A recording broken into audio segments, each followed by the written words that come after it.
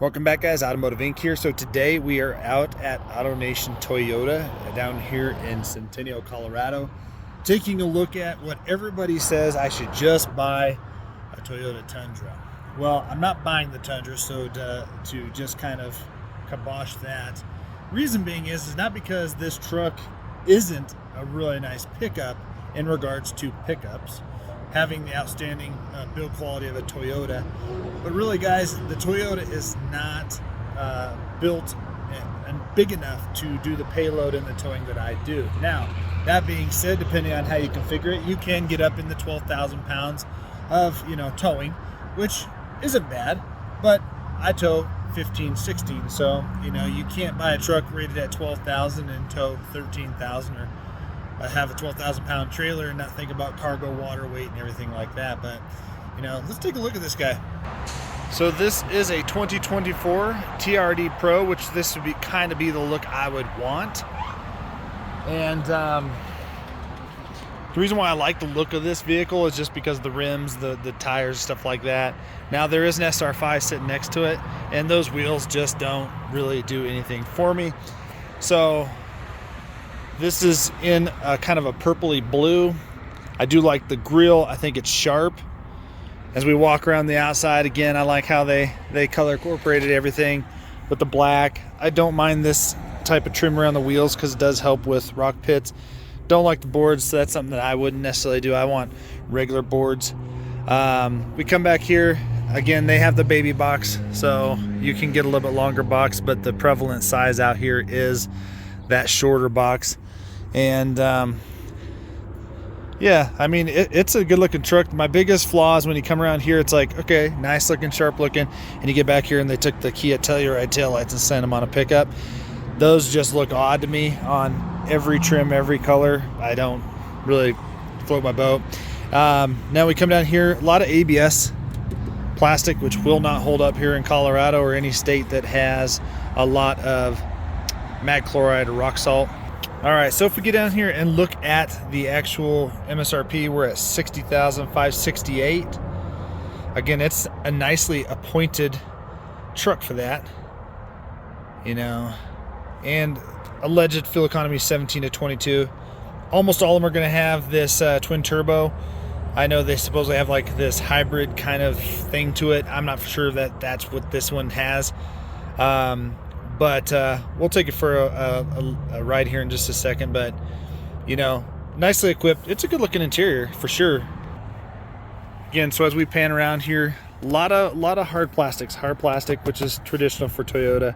A lot of hard plastic. Now if you want to step up to the upper range, you might get better not plastic. Come over here to the door. This is soft, weird angular piece here. A lot of plastic, hard plastic, and this stuff scratches fairly easy. Hard plastic, soft, squishy, hard plastic everywhere else. So a little bummed that this would be in this trim, that hard of a plastic. So you get in here, it's kind of a unique setup for your console here for sure, with this two-stage thing. You can move that back, whatnot, and then head opens the rest of there. Does have some rubber stuff. Two different cup holders here. A big huge pad, which is probably for you to set your phone, but it's probably a wireless charger, and up trim ones. Kind of like a piano key type thing that like Chevy uses. This shifter's kind of hard rubbery. One thing's for sure is this Tundra on the inside has stepped up a lot from where it was. Not that the last one's bad, but they just kind of stepped into the modern tech here. So I don't think this one has an upgraded stereo. So seats are pretty firm in this bad boy, but I do like the bolstering, and they're not as firm as Chevy seats, so that's okay. Again, Ford has the softest seats next to Ram, but in comparison to where this half ton does with the other half tons, it definitely tows basically, where everything's at. I think really where this truck will shine is in the actual crew cab. I think this has one of the biggest ones around. Yeah, so in the back of this bad boy, we got some good charge points. We have cup holders down here. Got a couple cup holders here. So this is where I kind of hit on the Chevy. There are a couple cup holders in the doors. And usually when you get into the back seat, guys, This is where it really sucks to have this expensive of a truck. This is all hard plastic. So your kids, their toys, their head, their back. I mean, everything on this door is hard except for this little piece right here. Hard plastic. So not only is it going to scratch easy, but I mean, it feels tacky. You have leather seats and hard doors. So kind of odd there, but tons of leg room for sure. I like that. All right, so we'll take it for a spin here in a minute, but basically, long story short of it is, I do like the gauges. I think it has some good depth, everything like that. Steering wheel, little bulky here. Do like the grab handle here, but it just feels, something about Toyota's leather always has felt just plasticky to me. Hard plastic all around here. And then again, when you like grab the Ram or even the Chevy vents, they just feel well put together. This just feels janky and cheap. I mean, again, this is not a cheap pickup by any means. So I mean, it just is. I'm not sure why. And then the horn cap is basically hard plastic with fake stitching. So again, we'll see what this twin turbo does. But yeah, the seats are you know, they're all right. If I was gonna buy a truck like this, I would probably get the SR5. It has the most comfortable seats that I sat in. But yeah, all in all, I mean, it's a neat pickup, I guess. Like I said, to me, Toyota just has never felt like the Tacoma was the place to be, because it's more off-road-esque and everything. Then you hop into the Tundra, and the Tundra was just kind of like the Titan, kind of in the middle of just what everybody else is doing. It's not a heavy-duty truck by any means, but you know, we'll take it for a spin and we'll see what kind of fuel economy this kind of ranks on a short cruise. But it is a nice pickup. I don't know, at 60 grand, you're pushing HD trim, you know, in the Chevy and in the Ram, and maybe even in some Fords at an XLT level, because to me this kind of feels like a leathered up XLT, and you can add leather to anything with cat skin. So, but yeah, so we'll take it for a spin and we'll be back.